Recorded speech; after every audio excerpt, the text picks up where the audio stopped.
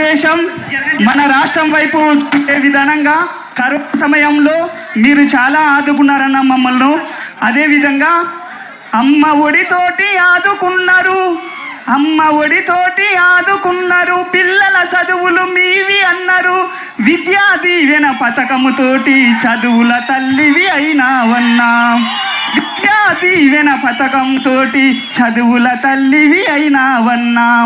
మా పేద పిల్లలకు అండగా నిలిచితిరా మా జగనన్న, పేద పిల్లలకు అండగా నిలిచితిరా మా జగనన్న, చీకటి బతుకులో వెలుగులు నింపితిరా మా జగనన్న.